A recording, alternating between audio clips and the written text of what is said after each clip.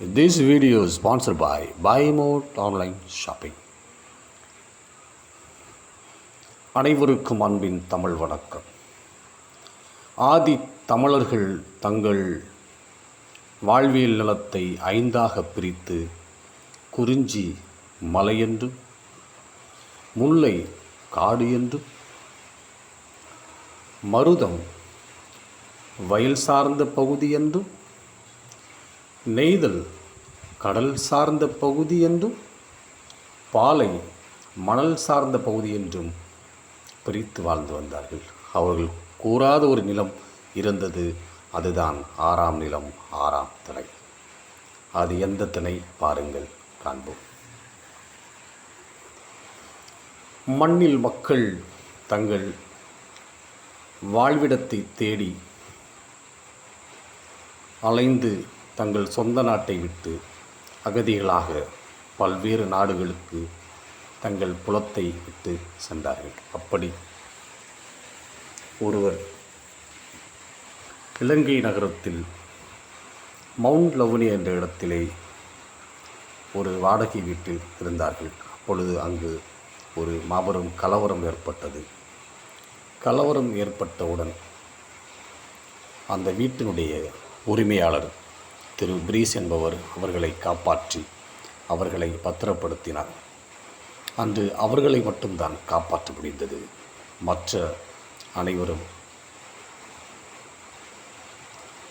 அந்த நிலத்தை விட்டு அகன்று போனார்கள்.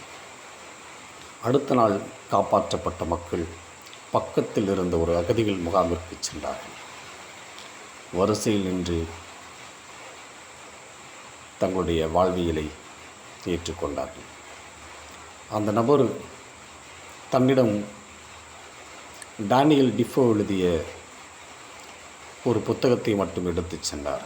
அதை காலம் முழுவதும் அவர் பத்திரப்படுத்தி வைத்திருந்தார். அந்த அகதிகள் முகாமில் ஒரு வெளிநாட்டு தொண்டு நிறுவனம் அவர்களுக்கு அணிவதற்காக பல்வேறு பழைய ஆடைகளை கொடுத்தது. அவருக்கு ஒரு மேலாடை சட்டை மட்டும் கிடைத்தது. அதை அவர் இரவு முழுவதும், நாள் முழுவதும், நாட்கள் முழுவதும் பயன்படுத்தி தன்னுடனே பத்திரப்படுத்தி வைத்து கொண்டார். அது அவருடைய வாழ்வின் முக்கியமான அங்கமாக மாறியது.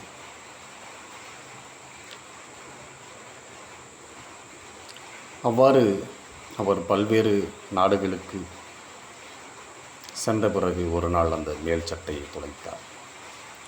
இவ்வாறு நிலங்கள் தோறும் மக்கள் தங்கள் வாழ்வியலை